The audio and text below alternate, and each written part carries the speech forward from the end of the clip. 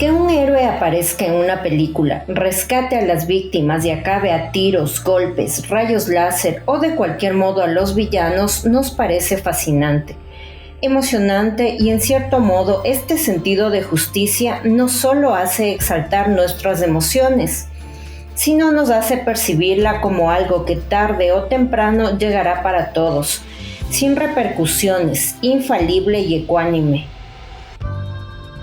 Pero ¿qué pasa si estos justicieros, limpiadores sociales o vengadores perpetran actos en la vida real? ¿Qué pasa cuando el sentido de venganza y justicia rompe todos los límites de la ley? ¿Qué haríamos nosotros mismos si estaríamos en esta situación? El debate es tan amplio como antiguo. ¿Genera la violencia más violencia? ¿Estos actos resarcen a las víctimas colaterales? Hola chicos, ¿cómo se encuentran? El día de hoy vamos a conocer 4 casos en los cuales familiares de las víctimas y las propias víctimas no esperaron que el sistema judicial actúe en contra de sus victimarios y lo hicieron ellos mismos por mano propia. Muchos dirán que harían lo mismo estando en esta situación, ya sea desmotivados por un fallo en el sistema judicial o tal vez motivados por un dolor intenso al haber visto sufrir a sus familiares o haberlos perdido. Les invito a profundizar en estos casos y conocer los detalles que tenemos el día de hoy.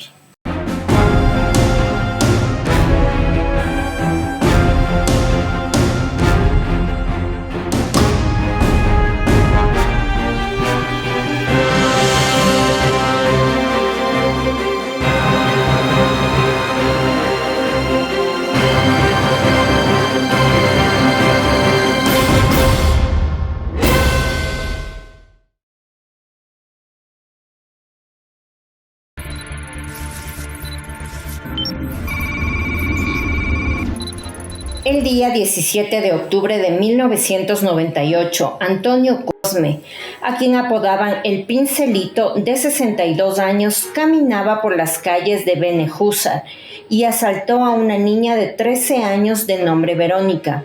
A punta de navaja la amedrentó para agredirla sexualmente. Este sujeto había sido condenado posteriormente a 9 años de prisión por haber cometido este delito, pero en el año 2005 tuvo acceso a un permiso penitenciario en el cual viajó a Benejúzar en Alicante. Aquí se encontró con la señora María del Carmen García, la cual era la madre de Verónica.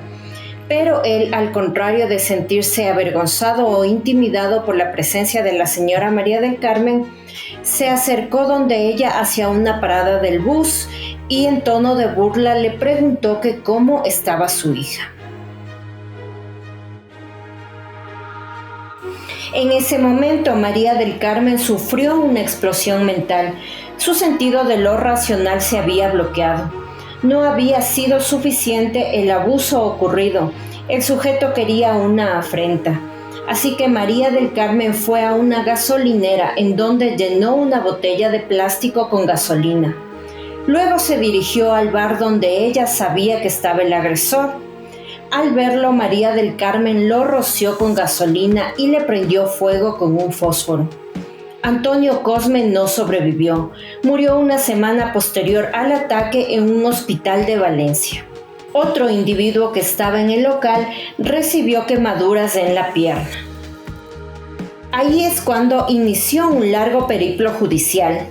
El abogado de María del Carmen, Joaquín Galán, presentó la solicitud de indulto después de que el Tribunal Constitucional rechazara el recurso contra la sentencia del Tribunal Supremo, que condenaba a la mujer a un total de 5 años y 6 meses de prisión por un delito de asesinato y otro de lesiones.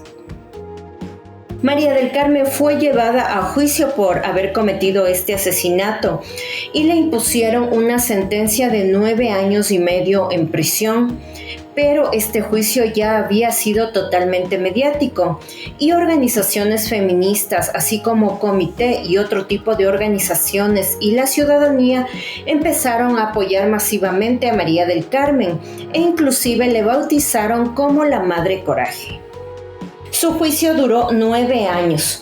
En 2014 ingresó a prisión con una condena inicial que luego fue reducida a 5 años y medio. Pero ¿qué pensaba María del Carmen luego de haber cometido este crimen? ¿Resultaría satisfactorio para ella haber eliminado a quien le hizo tanto daño a su hija? Ella posteriormente declaró: "Es muy duro estar allí adentro, es un pozo sin fondo, aunque ya voy encontrando la salida. Tienes muchísimo tiempo para reflexionar, para pensar por qué pasó lo que pasó.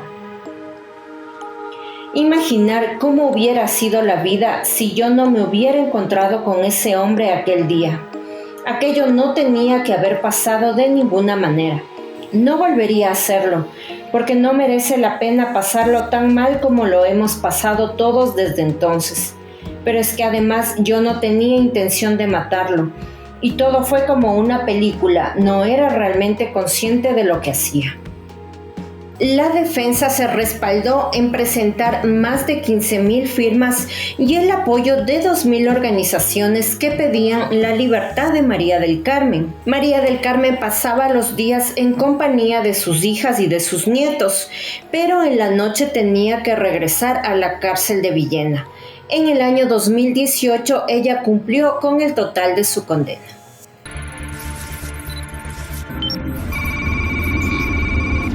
Kasturba Nagar es uno de los barrios más pobres de Nagpur. En este barrio abundaban las bandas y pandillas. Una de estas bandas estaba liderada por Akul Yadav, de 32 años, el cual era conocido como gángster, ladrón, invasor de hogares, secuestrador, violador en serie, extorsionista y asesino en serie. Pero después de todo el daño que Akul Yadav había hecho a tantas víctimas, en su mayoría mujeres, él nunca se imaginó lo que le iba a suceder. 13 años duró el reinado de terror de Yadav, el cual inició en el año de 1991 con una violación en grupo. Él tenía también a su haber alrededor de 40 violaciones en contra de mujeres y de niñas. Pero la población se preguntaba qué hacía la policía y las autoridades en contra de Yadav, ya que conocían de sus crímenes pero no lo detenían. La respuesta es simple: soborno. Yadav continuamente daba dinero y bebidas a los policías, quienes se hacían de la vista gorda para no detenerlo. La comunidad estaba aterrada, ya que Yadav y su pandilla violaban en grupo a niñas, para advertir al resto que quieran oponerse a él. Además, la extorsión era su principal fuente de ingresos. Este deplorable mafioso y rey de los barrios bajos ingresaba a los locales y tomaba lo que a él le placía. De la misma manera hacía en los hogares, en donde había abusado de mujeres por más de una década. Según los moradores de este barrio, comentaban que había abusado de tantas mujeres que al menos una víctima vivía en cada hogar de este barrio. La serie de crímenes cometidos por Yadav fueron bastante horrorosos para siquiera ser mencionados, pero como resumen se puede decir que iban desde torturas hasta mutilaciones, incluso de mujeres embarazadas. Bajo un estigma, las víctimas abusadas muchas veces eran acusadas de ser provocadoras para Yadav. Pero el terror en el barrio de Kasturba Nagar no duraría para siempre, pues un día una mujer de nombre Usha Narayan lo denunció. Inmediatamente después de que ella puso esta denuncia, la policía le contó a Abu Yadav lo que había hecho Narayan, y él no dudó en presentarse en la casa de ella con 40 de sus cómplices. Yadav llevaba una botella de ácido y empezó a gritar desde la puerta que si ella quitaba la denuncia no le pasaría nada. Pero Narayan no daría su brazo a torcer, se negaba a quitar la denuncia y más aún a salir. Harto de esta situación, Yadav empezó a gritar que le lanzaría el ácido a la cara, que la violarían en grupo y lanzarían su cuerpo a las vías del tren. Pero Narayan no cedió, y lo que hizo fue abrir el cilindro de gas de la cocina y tomó un fósforo. Narayan pensaba que si los hombres lograban entrar, se explotaría a sí misma y a los criminales. Entonces Akuyadab, como el cobarde que era, olió el gas y decidió huir. Este hecho caldeó los ánimos de la población. Todos empezaron a pensar que si una sola mujer pudo plantarse firmemente frente a Yadab, todos unidos podían hacerlo aún más. Así que el barrio empezó a pensar cómo ir tras los pasos de Yadab. La sed de venganza recorría las calles del barrio. Muchas víctimas se habían armado con palos y piedras. La gente empezó con los cómplices de la pandilla, empezando a arrojarles piedras, los cuales viendo esta situación huyeron. El 6 de agosto del 2004 fueron a la casa de Yadab y la incendiaron. Yadab, cada vez más aterrado, buscaría refugio en los únicos que siempre le dieron su protección, la policía, los cuales para protegerlo lo arrestaron. La madre de Yadab también tuvo que huir abandonando la casa. El día 7 de agosto, Akuyadab tenía que presentarse a declarar al tribunal y la población se encontraba a la expectativa de lo que sucedería. Más o menos 500 personas se habían congregado tanto dentro como fuera de este tribunal. Según el testimonio de algunos policías, ellos no se dieron cuenta que uno de los cómplices de Yadab había envuelto algunos cuchillos en una manta y se los trató de pasar dentro de la audiencia. Pero varias mujeres sí vieron lo que estaba pasando y empezaron a protestar, por lo cual esta audiencia tuvo que ser suspendida. Al día siguiente, el 8 de agosto del 2004, se retomaría la audiencia suspendida y el momento de trasladar a Yadab al tribunal, una turba intentó atacarlo, pero él pudo ser resguardado por los policías. Para proteger la vida de Yadab, la nueva audiencia de libertad bajo fianza se había programado para el 13 de agosto, y la voz de que saldría libre y nuevamente impune empezó a circular entre los vecinos del barrio. La policía planeaba mantenerlo bajo custodia hasta que todos se calmaran y luego liberarlo. Se suponía que la audiencia de fianza tendría lugar a millas de distancia en el centro de Nagpur. Cientos de mujeres marcharon desde los barrios bajos hasta el juzgado, llevando cuchillos de verduras y chile en polvo. Ellas entraron en la sala del tribunal y se sentaron en las primeras filas del mismo. Eran alrededor de las 2:30 de la tarde cuando Yadab vio a una de sus víctimas entre las mujeres. Yadab empezó a burlarse de ella, llamándola prostituta y amenazando con violarla de nuevo. La policía se reía de la actitud lasciva de Yadab. La mujer, cegada de ira y sed de venganza, empezó a golpearlo en la cabeza con su calzado. Este acto encendió los ánimos de todos los presentes, quienes se abalanzaron hacia Yadab. Entre 200 a 500 mujeres que estaban en el tribunal lincharon a Yadab. Había sido apuñalado al menos 70 veces. Le arrojaron piedras y chile en polvo en la cara. Los policías de custodia también recibieron chile en polvo en la cara, por lo que huyeron aterrorizados. Una de las víctimas presentes le cortó el pene a Yadab. Mientras la turba lo atacaba, Yadab gritaba: «Perdónenme, no lo volveré a hacer». Las paredes y los pisos del tribunal número 7 de Nagpur estaban cubiertos de sangre. En 15 minutos este criminal había muerto. Las mujeres posteriormente declararon que este asesinato no había sido planificado, que simplemente se difundió un boca a boca para tomar medidas en conjunto. Pero la policía afirmaba lo contrario, ya que ellos decían que varios hombres habían ingresado armados al tribunal y que las mujeres estaban atribuyendo la responsabilidad de estos hechos. Al regresar las mujeres al barrio, las familias celebraron con música y bailes en las calles.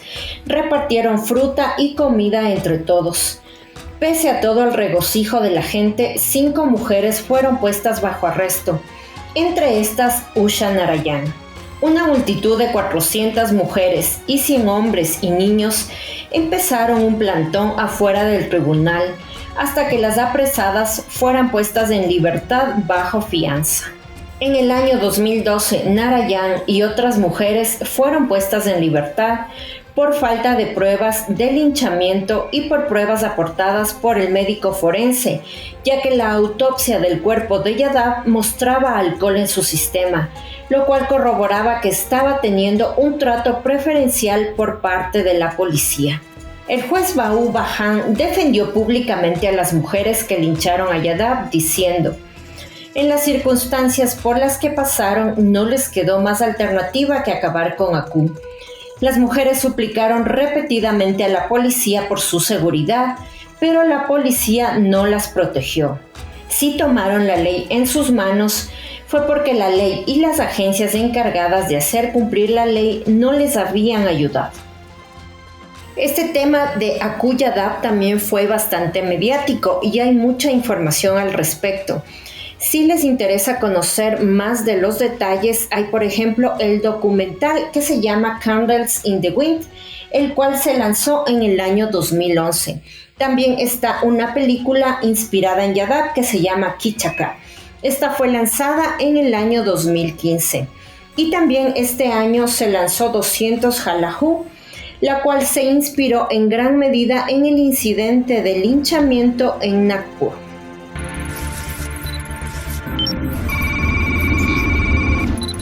Gary Plouffe era un ciudadano normal y padre de familia de 39 años. Él vivía en Baton Rouge, en Luisiana. Aunque estaba separado de su esposa June, Gary mantenía una estrecha relación con sus dos hijos, Jody y Mike. En un periodo comprendido entre 1983 y 1984, Gary había puesto a su hijo Jody de 11 años en clases de karate. El instructor encargado de estas clases era Jeffrey Doucette, de 25 años. Jeff vivía en la escuela de karate, donde entrenaba y era descrito como solitario, sin amigos ni relaciones, pero entregado totalmente a este deporte. Pese a ser descrito como solitario, había una relación que a Jeff Doucette sí le interesaba cultivar y era la relación que tenía con sus alumnos. Ellos lo amaban y regularmente él los llevaba al cine o a patinar. Como en ese momento los padres de Jody y Mike se encontraban separados, Jeff Doucette empezó a ser una especie de figura paterna para los niños. Pero los padres de Mike y Jody, que eran June y Gary, no se molestaban por estas atenciones. Al contrario, se encontraban especialmente halagados porque él se mostraba preocupado por los niños. De este modo empezaron a cultivar una amistad y los padres le empezaban a invitar a cenas y a visitar continuamente a sus hijos.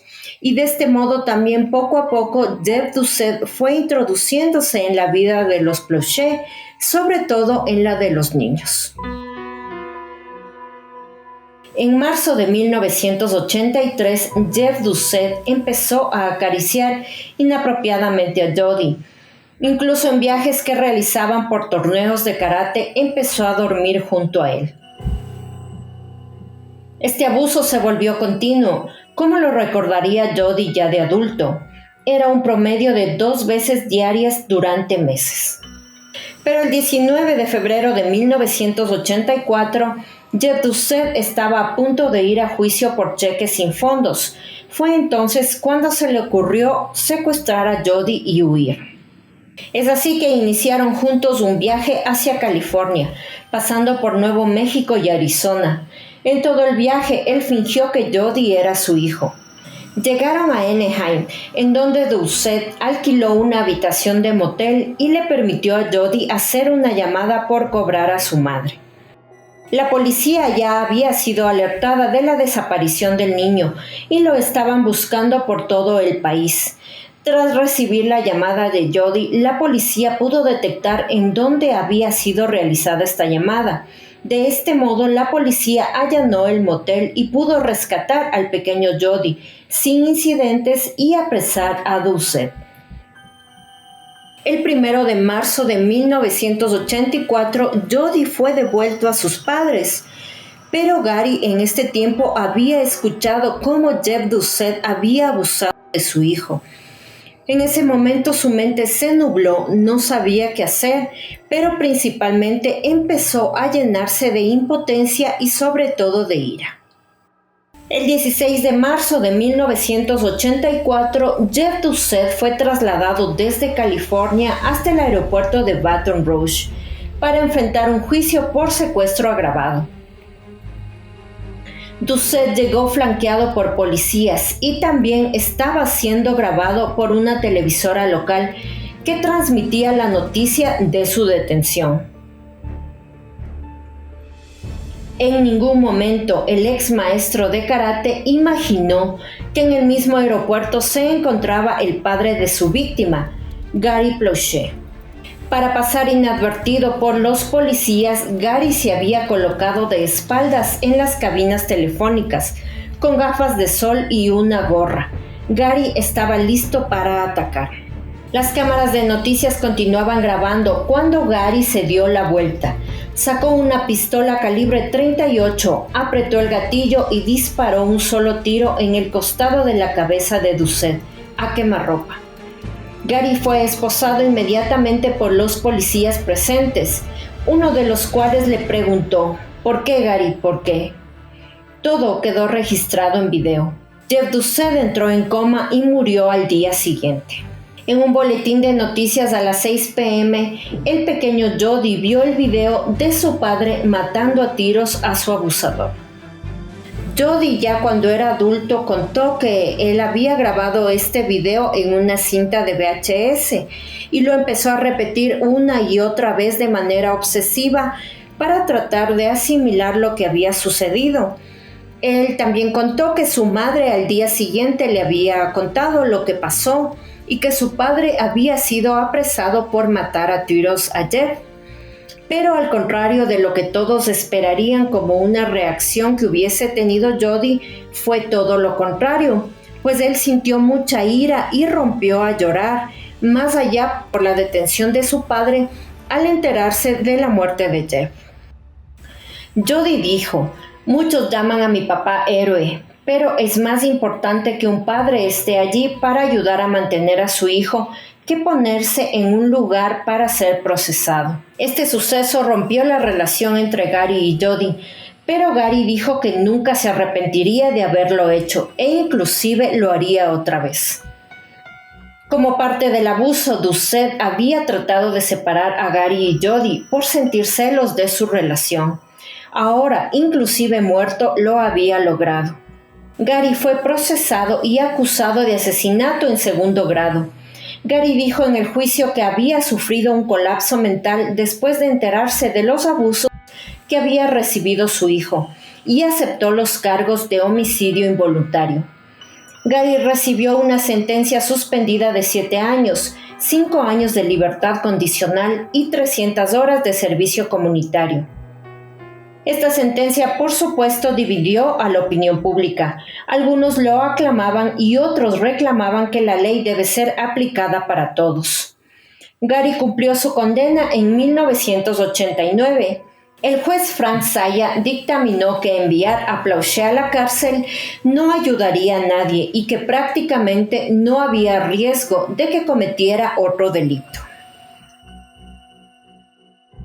Después de algunos meses, la relación entre Gary y Jody tomó nuevamente su curso normal. Y afortunadamente Jody pudo superar estos terribles hechos y no marcaron su infancia. Al contrario, él se volvió un alumno excelente y pudo posteriormente también escribir un libro en donde narró esta terrible experiencia, la cual pretende ser una guía tanto para padres como para víctimas de abuso. En el año 2011, Gary tuvo un derrame cerebral y en el 2014 murió como consecuencia de este. Como parte importante en el libro de Jody se detalla el tipo de abusador que era Doucet. Se lo cataloga como un abusador del tipo llamado de seducción. Estos delincuentes cortejan a sus víctimas con obsequios y o atención, ganando lentamente su confianza y disminuyendo sus inhibiciones. Explotan la autoridad derivada de sus profesiones y su condición de adultos y son muy buenos para comunicarse con los niños. así como para elegir a las víctimas que serán más susceptibles a sus estratagemas. Por ejemplo, niños que reciben poco afecto en el hogar. Doucet admitió que no podía recordar el número exacto de niños pequeños a los que abusó durante el transcurso de su vida. Gary Planchet sabía que ese día mataría a Doucet. Para él no había opción de dejar a un depredador como este vivo.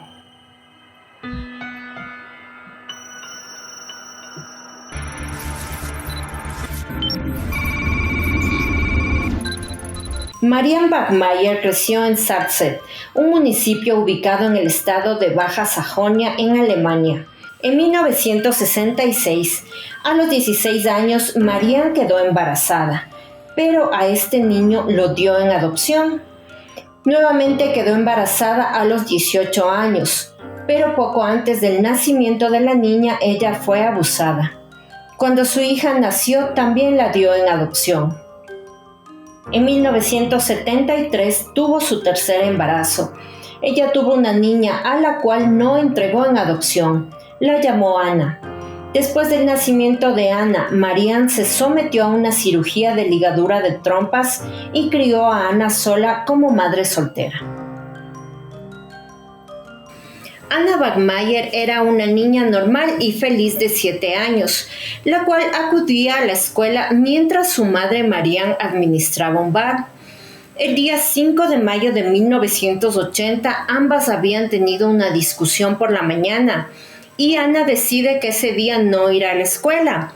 Lamentablemente, en este lapso de tiempo, ella es secuestrada por su vecino, de nombre Klaus Grabowski, el cual era un carnicero de 35 años.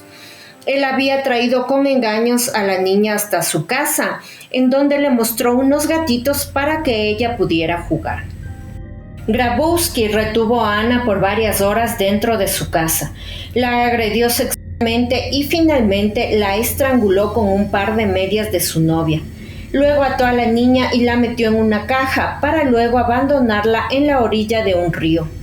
Grabowski ya tenía antecedentes por abuso a 2 menores. Esa misma noche, la novia de Grabowski denunció a la policía a su novio como agresor de Anna y fue detenido. Al interrogarlo, contó una extraña historia. Confesó haber asesinado a la niña, pero no de abusar de ella. La historia de Klaus era que Anna había tratado de seducirlo y que si no le daba dinero, le diría a su madre que abusó de ella. Por supuesto, esta historia llegó a ser conocida por Marianne, quien se indignó aún más por lo que estaba escuchando. En 1976, Klaus se había sometido voluntariamente a la castración química, como condición para no ser ingresado a un centro psiquiátrico penitenciario. Él había recibido después un tratamiento hormonal por prescripción médica y con autorización judicial que había anulado o al menos paliado los efectos de la castración. Pero el equipo de defensa de Grabowski tomaría este hecho para defenderlo. Indicaron durante el juicio que había actuado debido a un desequilibrio hormonal causado por la terapia hormonal que recibió después de haber sido castrado voluntariamente años antes. Continuaba el juicio en contra de Grabowski y al tercer día, el 6 de marzo de 1981, Marianne introdujo en la sala de audiencias del Tribunal de Distrito de Lübeck de contrabando un arma. Marianne apuntó con el arma a la espalda de Grabowski y apretó el gatillo 8 veces. 7 de los disparos lo alcanzaron y el acusado de 35 años murió casi instantáneamente. Marianne, la madre vengadora, había decidido zanjar este problema que tenía con Grabowski por su propia mano.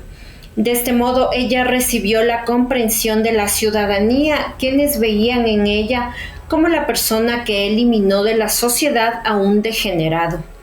Ella también posteriormente, más allá de ser vista como una madre que decidió tomar la justicia por cuenta propia debido a la debilidad de ciertos jueces, empezó a ser vista como una madre atractiva, la cual tenía algunas cosas en su vida personal que interferirían más adelante. Este caso derivaría de una admiración de la sociedad a un morbo insaciable por conocer la vida privada de Marianne. Pronto salieron a la luz detalles de su vida que cambiaron su juicio sobre Marianne, como los 2 hijos dados en adopción y la vida que llevaba en el bar que ella administraba. La prensa sensacionalista le dio un giro de 180 grados a un caso de venganza por parte de una madre al de una madre llena de defectos. Fue tachada de superficial y fría y se convirtió en una mala mujer, como lo había sido el enfermo al que había abatido a tiros ante el tribunal de Lübeck.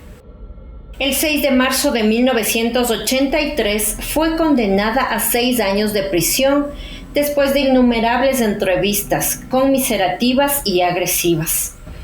Relató su vida a un redactor de una de las principales revistas alemanas, el cual le pagó $158,000 por comprar su historia. Después de esto, ella se lamentó de haberlo hecho y acusó al periodista de haber manipulado por completo toda la verdad.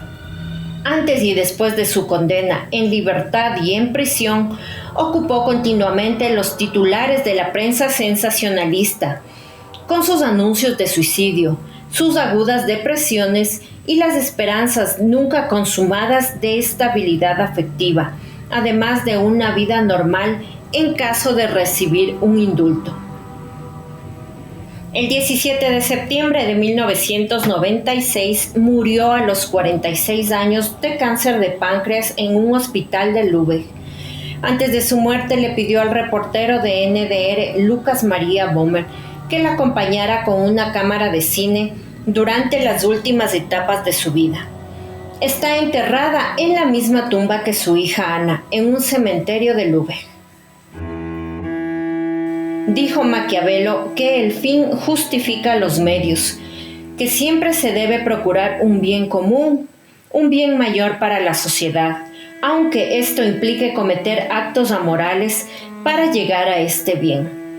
Maquiavelo también argumentaba que los castigos ejemplares mantienen el orden con más eficacia que la benevolencia, y la violencia obtiene la sanación moral cuando de un acto brutal se deriva un bien intangible.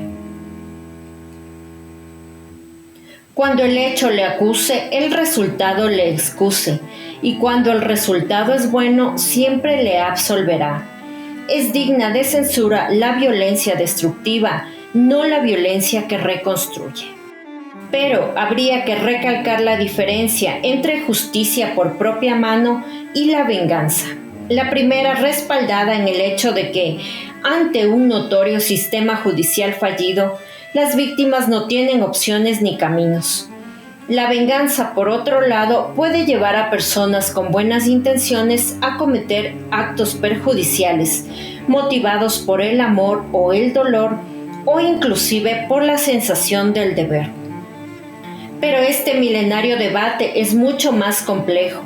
Hay problemas de fondo a los que realmente hay que atacar, como el origen de la violencia, delincuencia, crimen, cómo se forma un asesino o abusador, y por supuesto cómo evitar o al menos disminuir que este tipo de tendencia se forme. También cómo resarcir o establecer un sistema judicial que brinde una justicia real a las víctimas.